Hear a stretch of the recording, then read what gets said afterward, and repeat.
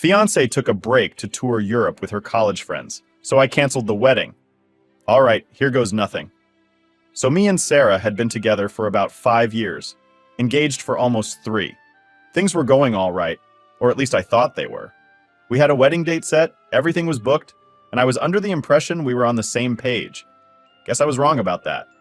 See, about 6 weeks ago, she tells me she's going on this trip to Europe with her old college friends. It was like a trip of a lifetime kind of deal, or whatever she called it. I was fine with it. I mean, it wasn't like I was going to stop her from going on a trip with her friends, right? In fact, I even drove her to the airport, helped her with her bags, gave her a kiss goodbye, and wished her a fun time. That's when she hit me with it, the whole, we need to take a break thing. Now, it wasn't like she said, let's sit down and talk about things. Nope. She just drops it on me as we're walking to the security line like it's no big deal. I remember thinking, what the hell do you mean, a break? But before I could even respond or ask questions, she's off in the line, waving goodbye, and that was it. I didn't even process it fully at first. I got back in the car and drove home, thinking it was maybe some weird comment she made because she was nervous about the trip. But then I started calling her, just to check in. And guess what? Blocked. Like, straight up blocked on everything. I couldn't call her, text her, nothing. I checked social media to see if maybe she posted something or gave an update on her trip. Blocked there too. That's when it started to sink in that this whole break thing wasn't some casual comment. She meant it. She really just left for Europe and decided to cut me off without even talking about it. I tried to give it a few days. Maybe she'd calm down. Maybe she'd realize she was being ridiculous. But after 5 days of complete silence, I was done. I made up my mind right then and there. The wedding was off. And you know what? I felt good about that decision. Why should I be with someone who thinks they can just walk away whenever they feel like it? I wasn't going to sit around and wait for her to decide when she was ready to be in a relationship again. Hell no. She made her choice, so I made mine. I canceled everything. The venue, the catering, the flowers, whatever we had planned for the wedding, I pulled the plug. And then, I took it one step further and decided she wasn't moving in with me either, which was supposed to happen in March. Nope, she could figure out her living situation when she got back from her little vacation because it wasn't going to be with me. Weeks went by, and I didn't hear a word from her. Not a single message, not a call, nothing. Then, one day out of nowhere, she calls me. I didn't even know it was her at first, because she must have used a different number or something. She says she's getting back on Thursday morning, gives me her flight details like I'm supposed to care, and acts like everything is just fine, like she didn't ghost me for 6 weeks. I paused for a second and then said, "What's that got to do with me?" And man, the silence on the other end of the phone was golden. She didn't know how to respond. I didn't give her a chance to explain either. I blocked her, just like she did to me, and that was the end of it. Or at least I thought it was. Later that day, I figured it was time to let people know what was up, especially since the wedding was off and all. We had a group chat with some of our friends and family, so I just posted a quick message saying, "Hey, just letting everyone know the wedding is canceled, and so is our relationship." I didn't think it would blow up like it did, but man, people had questions. Everyone started asking what happened, so I laid it out for them. I told them how Sarah went off to Europe, decided we needed a break without even asking me, and then blocked me for 6 weeks. They were all pretty shocked. Some people were even mad on my behalf, which honestly felt kind of nice. You never really know how people will react when you drop news like that, but it was good to have some support. Around 2 p.m., Sarah finally decided to chime in. She didn't say much at first. Just asked me to call her so we could talk about everything. I wasn't having it. I told her we could talk right there in the group chat if she wanted to explain herself. She didn't like that though. Said something like, "This is between us, not for everyone else." Yeah, no. She made this public the second she walked out of my life without a word. She tried messaging me a few more times, but I just kept it short. I wasn't in the mood to listen to her excuses. By 6 p.m., she was begging me to pick her up from the airport so we could talk this out. Like, seriously? As if nothing had happened? I told her straight up, that was your plan, not mine. None of this was my plan. And I meant it. I wasn't going to go running to the airport like some fool after everything she pulled. To be honest, part of me was still waiting for her to drop some kind of explanation that would make it all make sense. I guess I wanted to believe there was a reason. Something that would justify why she treated me like this. But as the hours went by, I realized there wasn't going to be a reason. She wasn't going to come back with some grand apology or tell me there was some misunderstanding. She made her choice, and I had to live with that. So the next few days, I focused on getting my life back on track. I wasn't about to let this ruin me. I started going through our shared accounts, making sure everything was split up. And yeah, I changed the locks on my apartment. Last thing I needed was her showing up unannounced, thinking she could just waltz back into my life. I was done with that. I even started looking at some trips of my own. I figured if she could run off to Europe for 6 weeks, maybe I should take some time for myself too. I deserved it after all the crap she put me through. Anyway, that's where things stand right now. She'll be back in a couple of days, but I'm not going to be there waiting. She can figure out her own way home. As far as I'm concerned, this chapter of my life is over, and I'm moving on to better things. All right, so let me tell you what happened next, because things got wild pretty quick. After I made my peace with the fact that the wedding was off, I figured it was just a matter of time before Sarah tried to reach out again. I was ready for it, but what I didn't expect was how fast she'd try to play the victim card. It all started when I got this message from one of our mutual friends, Emily. Now, Emily's cool. She's always been straight with me. But this time she was a bit hesitant, like she didn't really want to get involved. But she sends me a screenshot from another group chat, one that I wasn't in, obviously. It was Sarah talking to some of her friends, trying to paint this whole thing like I was the one who overreacted. Can you believe that? In the chat, she's telling them how stressed she was about the wedding and how she needed space to clear her head. She even said something like, "I didn't mean for the break to last that long, but I thought he would understand." And then there was this gem. I just needed to figure out if I was ready for marriage, but he canceled everything before I could talk to him. I almost laughed when I read that. Like she blocked me on everything for 6 weeks, then acts like I'm the one who didn't give her a chance to talk? Nah, that's not how this works. I felt my blood boiling just reading the messages. She was playing the whole poor me card, telling everyone that I was being irrational and rushed into canceling the wedding. At this point, I knew I couldn't just let her keep running her mouth, making me look like the bad guy. So I decided to address it head on. I wasn't going to let her rewrite history. I jumped into the main group chat where all our close friends and family were still buzzing from the wedding cancellation news. Everyone was trying to figure out what the hell was going on, and I figured it was time to clear the air. I posted a message that said, "Look, I just want everyone to know the truth here. Sarah decided we were taking a break without talking to me, blocked me for 6 weeks, and now she's acting like this is some kind of miscommunication. I canceled the wedding because I wasn't going to sit around waiting for someone who didn't respect me enough to even have a conversation." Immediately, people started replying, offering their support and saying how messed up the whole situation was. Sarah was silent in the chat for a good hour or so after that, but then she finally came in with some weak excuse about how she didn't think it would go this far and how she never meant to hurt anyone. Again, no accountability, no real apology, just trying to save face. One of my buddies, Jake, jumped in and called her out right there in front of everyone. He was like, "Sarah, you can't just drop a break on someone and disappear for weeks and expect everything to be fine when you come back. That's not how relationships work." Honestly, I was relieved someone else said it because I was getting tired of defending myself at this point. Now here's where things got interesting.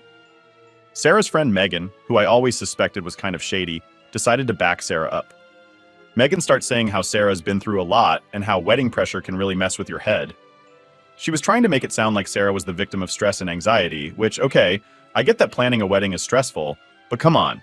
That's not an excuse to block your fiancé and go radio silent for 6 weeks while you're partying in Europe. Megan goes on, saying stuff like, "You should have given Sarah more time to process everything, and maybe you acted too quickly by canceling the wedding." That's when I lost it. I wasn't about to sit there and listen to some third-party person who wasn't even in the relationship try to tell me how to handle it. So I replied, "Megan, with all due respect, you don't know the half of it. This isn't about wedding stress.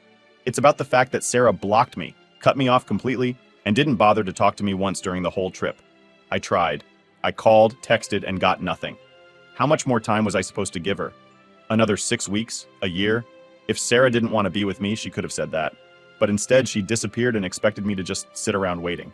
That's not how it works." The chat went quiet after that. I think everyone was starting to realize just how messed up the whole situation was. Even Megan didn't have much to say after that. A couple of days passed, and I thought maybe things would calm down. But nope. I get another call from Sarah's sister, Rachel. Now, Rachel and I had always gotten along pretty well, so I figured maybe she was calling to check in or something. But as soon as I answered, she went straight into, "Why did you cancel the wedding without talking to Sarah first?" I was stunned. I didn't expect Rachel to take Sarah's side, especially after everything. I told her, "Rachel, your sister blocked me. How was I supposed to talk to her when she literally cut me off?" Rachel didn't really have an answer to that, but she kept pushing, saying Sarah was heartbroken and that I should have waited for her to come back and talk things through. At that point, I had enough.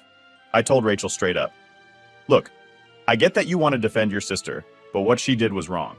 She didn't give me any say in the whole break thing, and I'm not going to wait around for someone who doesn't respect me. If Sarah wants to explain herself, she knows how to reach me. But I'm not going to be the one to fix this." Rachel tried to say more, but I just told her I had to go and hung up.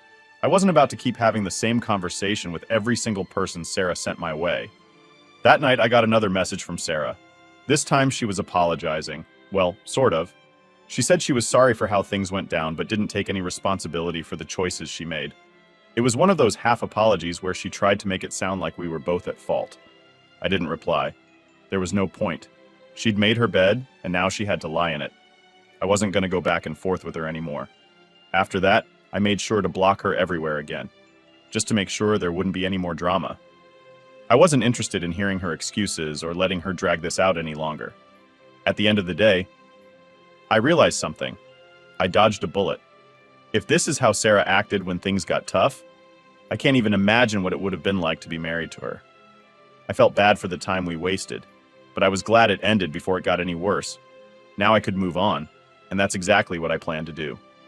Update 1. All right.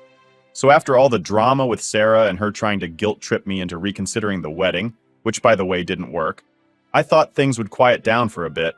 But nope, not in my life.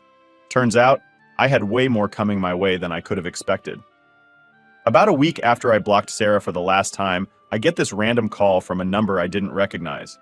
I almost didn't answer it because at this point, I wasn't in the mood for more drama. But for some reason, I picked up. And guess who it was? Sarah's mom. Yeah, her mom. Like, what the hell? Now, Sarah's mom, Lisa, had always been one of those people who was super sweet to your face, but you could tell she had this whole passive-aggressive vibe just under the surface. She was the type of person who would give you a compliment, but somehow, it felt like an insult. You know what I mean? Anyway, Lisa starts off the conversation all friendly, like nothing had happened. "Hi, sweetheart. How are you doing?" she says, like we hadn't just canceled a wedding and blocked her daughter from my life. I wasn't about to play games, so I kept it short. "I'm fine, Lisa. What's going on?" That's when she starts with the whole guilt trip. She says, "Oh, we were so looking forward to the wedding, and this whole thing has really devastated Sarah. You know she's been crying every day since she got back, right? She's just been a mess." Now, I wasn't about to let her make me feel bad for Sarah, not after everything she pulled, so I told her straight up, "Lisa, I'm sorry Sarah's upset, but she made her choices. I didn't call off the wedding for no reason." And then, Lisa hits me with this. "Well, maybe you overreacted a bit. You know, Sarah was just nervous about the whole thing, and sometimes people make mistakes when they're stressed. Don't you think you should give her a second chance?" I couldn't believe what I was hearing. I mean, she was acting like Sarah blocking me for 6 weeks and disappearing was just a minor mistake. I wasn't having it. "Lisa," I said, "this wasn't just nerves.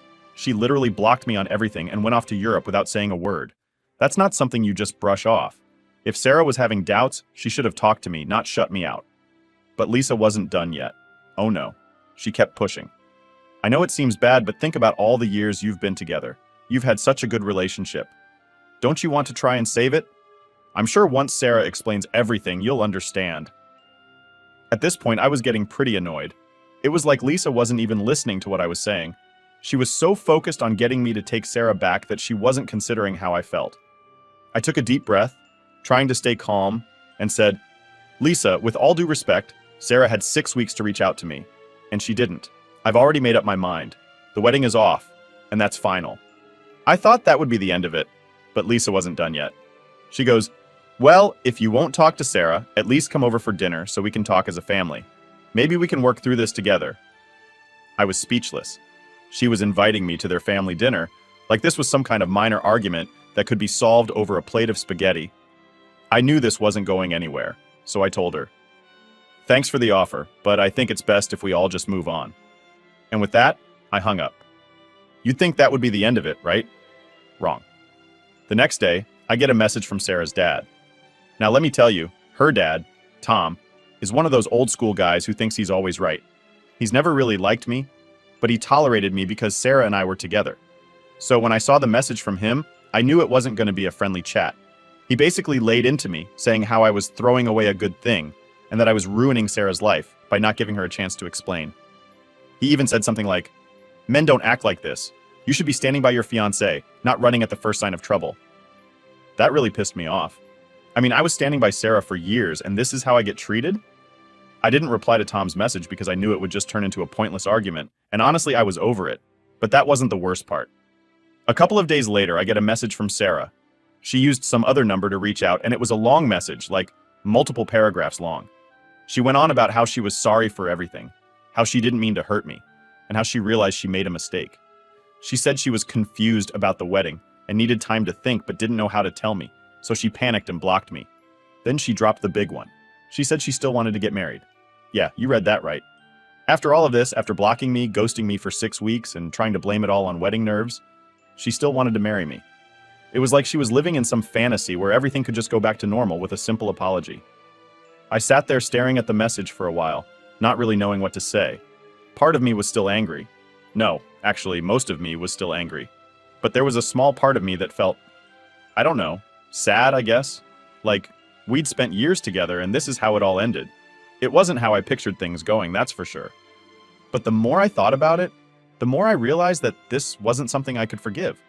It wasn't just about the wedding or the trip to Europe. It was about trust. Sarah had broken that trust, and no amount of apologies or explanations was going to fix it.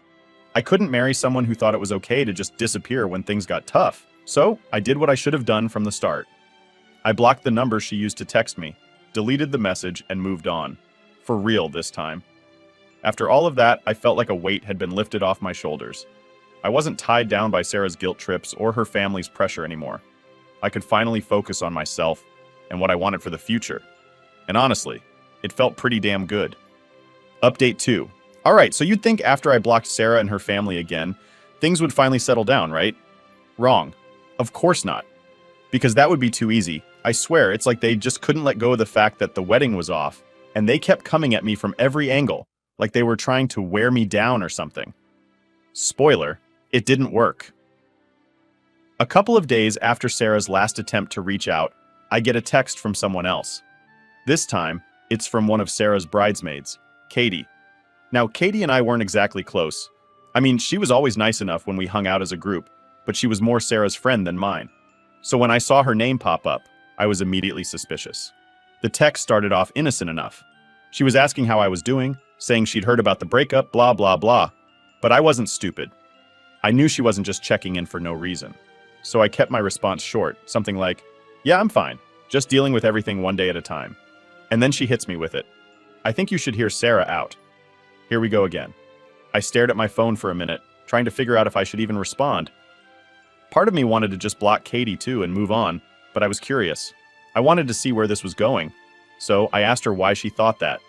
Katie goes on this long rant about how Sarah's been really struggling and how she's been crying every day since she got back from Europe. She said Sarah was too scared to reach out to me directly because she thought I wouldn't listen. Apparently, Sarah had been telling her friends that she messed up big time, but didn't know how to fix it. I sighed, feeling that frustration bubble up again. "Katie, I've heard all of this already. I gave Sarah chances to explain herself, and she didn't. She blocked me for 6 weeks and then expected everything to be fine when she got back.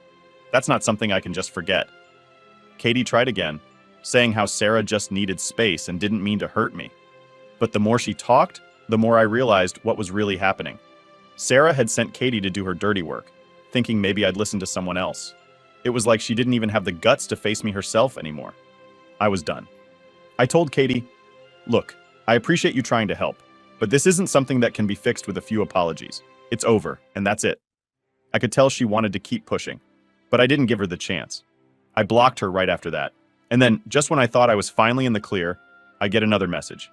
This time, it's from one of Sarah's cousins, Mark. Now, I hadn't heard from Mark in months, and out of nowhere, he's texting me, asking if we can meet up to talk about everything. At this point, I was so fed up with everyone trying to drag me back into Sarah's drama that I almost didn't respond. But curiosity got the better of me. I wanted to know what angle Mark was going to come at me with, so I agreed to meet him for coffee. When I showed up at the cafe, Mark was already there, looking a little nervous. We sat down, and after some awkward small talk, he finally got to the point. "Look, man, I know this whole thing with Sarah has been a mess. I just wanted to check in with you and see if there's any way you two could work things out. I almost laughed. Mark, it's done. There's nothing to work out. She made her choices and I made mine. He looked uncomfortable, like he knew he was about to say something I wasn't gonna like. Yeah, I get that. But here's the thing. Sarah's been talking about how she thinks she made a mistake. And, well, she's been hinting that maybe you guys could try again if you gave it some time. I put my coffee down, trying to keep my cool. Mark, no offense, but Sarah had her chance. She made a mistake, fine. But she didn't just make a mistake. She ghosted me for weeks. She cut me off like I didn't even exist. That's not something you can just bounce back from. He nodded, but I could tell he wasn't really hearing me. Yeah, but what if she's serious about fixing things? She's been talking about wanting to make it up to you. I shook my head. Mark, I appreciate you coming here and trying to help, but it's not going to happen. If Sarah wants to move on, that's fine. But I'm not interested in picking up where we left off. We sat there in awkward silence for a bit after that, both of us kind of knowing that this conversation wasn't going anywhere. Eventually, Mark shrugged and said, I get it. I just thought I'd give it a shot. I finished my coffee, stood up and said, thanks for trying, man, but it's over. It's time for both of us to move on. He gave me a half-hearted smile and we said our goodbyes. After that, I thought maybe, just maybe, that would be the last of it. I mean, how many people could Sarah possibly send after me, right? Well, apparently I was wrong again. Because the very next day, I get a message from Sarah's aunt, of all people. Now I barely knew this woman. We'd met at a couple of family events, exchanged polite small talk, but that was it. So when I saw her name pop up on my phone, I knew something was seriously wrong with Sarah's side of the family. Her aunt starts off by saying how she heard about the breakup and wanted to see how I was doing. At this point, I was so over it that I just straight up asked her, did Sarah send you? Her response? Well, not exactly, but she's really been struggling and I thought I could help mediate things between you two. I almost threw my phone across the room. Mediation? I texted back. There's nothing to mediate, we're done. I don't know how much clearer I can make it. She didn't give up, though. She said something about how love is worth fighting for and how I shouldn't throw away years of a good relationship over a misunderstanding. That's when I realized that Sarah had probably been feeding her family this whole sob story, making it seem like I was the one who overreacted. I didn't even bother replying this time. I blocked her and decided that was it. No more conversations, no more explanations, no more giving people the chance to drag me back into that toxic mess. I was done. For real this time. After that, things finally quieted down. No more texts, no more calls, no more random family members showing up in my inbox trying to guilt me into taking Sarah back. It felt good, like I could finally breathe again without the weight of her drama hanging over me. And honestly, for the first time in a long time, I felt like I was actually moving forward. No more waiting for apologies that didn't mean anything, no more wondering what could have been, just me, focusing on what's next. And that's exactly what I needed. Update 3. Alright, so here's how everything finally wrapped up. And yeah, things didn't end quietly, of course. You'd think after blocking Sarah, her mom, her bridesmaids, and pretty much her entire family, things would just die down. Well, that's not what happened. Because Sarah, she decided to make one last move. And it was the one that made me realize just how far she'd go to try and win me back. Or at least get her way. So about a month after everything went down, I get this letter in the mail. Yep, a literal letter, like it's the 1800s or something. I almost didn't open it because who even sends letters anymore? But the handwriting looked familiar, and I figured, why not? Maybe it was some final attempt from Sarah, but honestly, I wasn't expecting anything too crazy. Boy, was I wrong. I opened the letter, and it was this long, handwritten message from Sarah, like pages long. She poured her heart out, saying she missed me, she regretted everything, blah, blah, blah. But here's the kicker. Wait, I can't say that. Here's the wild part.